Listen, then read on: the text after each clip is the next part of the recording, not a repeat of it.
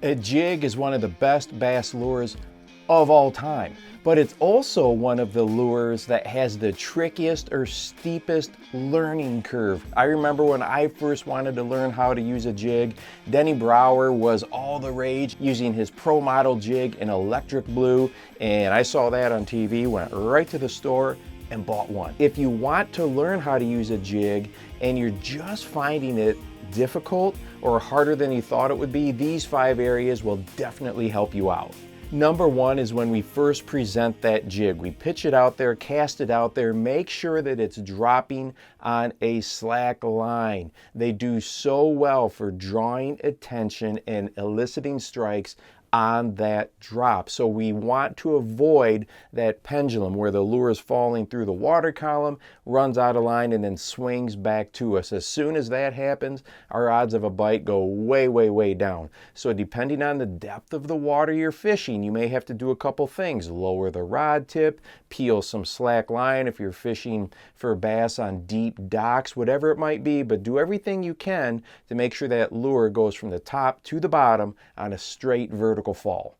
Number 2 is really important and probably one of the most common mistakes new jig anglers make, and that is making sure that you have the right rod for the situation. I'll never forget when I was fishing one time with somebody and I was catching quite a few fish, but they could get no hookups whatsoever. They were getting bites but couldn't get any of the hookups.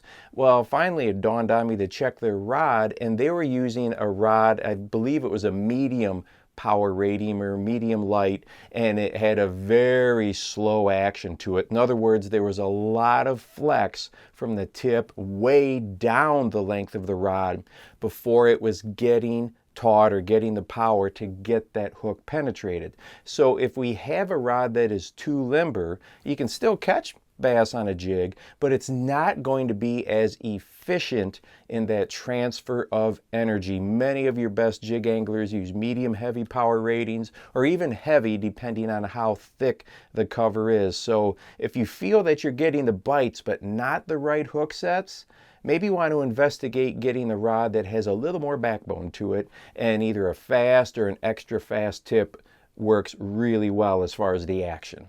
The next thing we can do with jigs to really increase the odds of getting the attention of a bass and catching those fish is use that jig to work all parts of the water column, that top, mid, and bottom.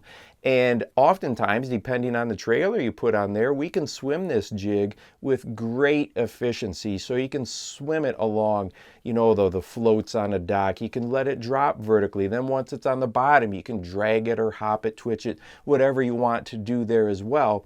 But a lot of times we get stuck fishing it only in one part of the water column. And when you've got a jig on there, that is such a tremendous lure. It's a very efficient lure for covering all parts of the water column until you figure out where the bass are holding, what type of strikes you're getting, and then maybe at that point you want to switch to something else if you find them, let's say, suspended in those mid depths. Check it all, cover it all from top to bottom, and I think you're going to increase your success rate by quite a bit.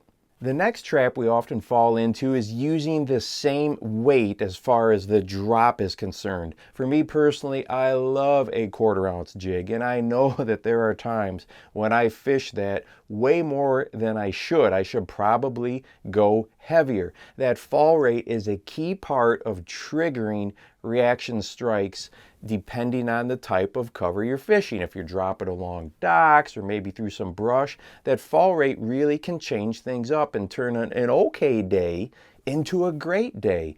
And the next one that can really hamper our hookup ratio is if you're throwing those jigs way out there. Let's say people on rocky type of impoundments and reservoirs, that is very, very popular to throw jigs way out there and drag them back to you. When you have a lot of line out there, depending on what you're using, you could have a lot of stretch. You got a lot of line to move.